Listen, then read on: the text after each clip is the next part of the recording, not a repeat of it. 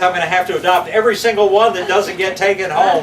If you're really tender-hearted, no. I'm sure they'll give most of them away, and at that time of year, they don't mind taking back the ones that don't get given away because they have lots of people looking. But if you know anyone looking for a pet, we're going to call it Paws and Petals, and it's the first time we've done this. Hopefully, it'll be successful and we'll repeat it. You get some plants out of the deal if you adopt an animal too. What day that's going to be? That is the Saturday after Mother's Day. I'd have to get a calendar to look and tell you which one. 16th? Okay, yeah. And it's going to be the Bexar County Humane Society will be bringing the animals. Now the animals are not free, so to speak. They're a very good value. The charges range from $89, I think, to $125. But what that pays for is spaying or neutering, all the shots, microchipping. If you added up the other services that I would pay when I take somebody over to Dan Kirby, I'd pay $200, $300, $400 to get all those things. That'll be included. Like I say, the fee runs from $85 to about $125. So it's not a free giveaway, but you get animals that have had a good veterinary care. Yes. Good question. Obedient plant can be a little bit disobedient as far as Invasive. Yeah. Right, so that. And it will also grow in moist areas. If you have a wet area or you're looking for a bog plant, yeah, it's a great plant. And is there a fall? There's a fall and a spring. The pink blooming one, I believe, is the spring one, blooms in the spring. The white blooming one blooms in the fall. Yes, sir. Is the Alstroemeria deer resistant? Anybody growing Alstroemeria in deer country? I don't know. It's succulent enough that I would doubt it. It's one of those things I imagine they'd pull it up to taste it even if they didn't eat it. But Bob X will stop them. There are some repellents that work. Other things that I should mention. You're going to see some pretty things over there. The firecracker plant is worth talking about. There are a bunch of different salvias. A little early in the season, but there's a plant called Thrialis, or Showers of Gold. It is just incredible. I mean, it has the yellow flowers almost to the extent that your Anta does with the blue and lavender and white flowers, but should be a part of most landscapes. Anyway, lots of other fun perennials. Any other questions? And I mean, if y'all have places to go, I understand it's Fiesta weekend, but I'll stay and answer questions for as long as you like. Yes, ma'am. I suffer from a chronic condition called I'll do it tomorrow. So my chrysanthemums that got long and stringy because they weren't cut back when they should have been. Can that still be done? You can cut them back all the way up till about July 15th. All the way, I mean, it'll almost take all the... Cut them back to maybe 6 to 10 inches. Don't take all the foliage off at one time. By cutting them now, you will encourage them to branch from the base. I understand there is a procrastinator society, and I'm serious about this, and I think there's a penalty if you pay your dues on time. You may have noticed our resident character, Patrick, he's wearing a good t-shirt today that is the Sarcasm Society. He says, like we really need your support. Anyway, nothing wrong with procrastinating. I think you're next. I have an iron plant. Cast iron, Cast iron, and it's real full.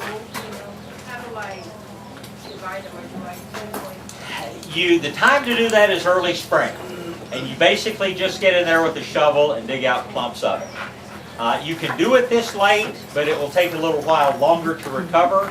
If you want it to get established most quickly because of those big flat leaves that want to blow around and blow out of the ground and things, take a pair of scissors or a knife and cut each one in half. So you've just got half leaves sticking up. That seems to help them become established more quickly. Now, one thing about digging and dividing your cast iron plant, your aspidistra, how many people have ever seen aspidistra in flower? Anybody ever seen it? It's a red flower. It's a maroon colored flower. It's a very unusual flower, and it's underground. The only time you'll ever see aspidistra in bloom is when you're digging it to separate it. It's a very interesting thing. I don't know what the pollination mechanism is on it, but I know there is actually an orchid, a subterranean orchid in Australia that's pollinated by earthworms. Now go figure. But anyway, you can divide it. It's getting a little late in the year. If you're going to do it now, do it real soon. Like I say, cut the leaves in half and it will become reestablished more quickly. Yes, sir. When you're talking about single and double flowers, what does that mean? That's a good question. Single and double flowers. A single flower, this is a single flower that in effect has one row of, now again if you want to be technical, these aren't petals because this is a composite. But it has one single row usually of petals around it. When we talk about double, it doesn't necessarily mean 2 rows. It means multiple rows of petals. If you look at some of the roses, you'll see things like the butterfly rose is just a flat single rose. That would be the ultimate single rose. If you look at that rose where you just drive into the parking lot, that's Belinda's Dream. It has about 85 petals on each flower. That's the difference in single and double. Good question. Other questions? Yes, ma'am. I have an American beautyberry bush that's Uh-huh. about 4 feet wide and 4 feet tall. It's got kind of woody. Can I prune one? You can, but anytime you prune American Beautyberry, you're limiting the fall berries. So maybe after it berries in the fall. Well, by then it's already set the buds for the spring's blooms. So when's the best time? You know, Well- I asked Jerry Parsons. He said, don't trim it, but it's ugly. Yeah. Trim it back. If I were going to pick the time to do it, it'll be in bloom in the next month. Again, I like to prune it while it's in bloom. And I leave behind the stems that have the most flowers and prune out the stems that have fewer. Because obviously the ones that have the most flowers are going to have the most berries. But again, you can prune it as much as you want, but just you're going to limit the number of berries. And then is the bottom going to get Oh yeah, full if again? it will grow in the shade, but it will be fullest if it's in a sunnier area. So yes, it will branch from the base. If it's in the shade, it's always going to be a little bit straggly like that. If it's in the sun, it'll be much fuller and more compact. And then I have another question. I planted a little plant of that fall aster last fall. Yeah. And do you trim that or just let it go? Either way, if you want to make it fuller, if you want to make it branch, you can trim it again all the way up to the middle of July. If you want to just let it go, it'll just be that much bigger and have that many more flowers on it. Yes? I'm looking for a blooming plant to put in an area that has morning shade and afternoon sun. And I'm wondering if that Austin area might work. Alstrom area would be fine. Yeah. Most of the things that I've talked about today would be fine. On the red tip petunias, it's all of a sudden I didn't have a time to trim this spring, but they're already grown. Can I trim them now or do I have to wait You until? can trim them now if you cut them off at the ground level and dig them up and get rid of them. Well, I like it's like about 9 or 10 feet tall right now. The more you prune, thanks for coming guys, the more you prune, the more disease you will have. Red tips do not like to be pruned, and the more you prune them, the more you encourage the intimasporium. If you need to prune them, do it now. But just realize the more you prune them, the worse they will do. Yeah.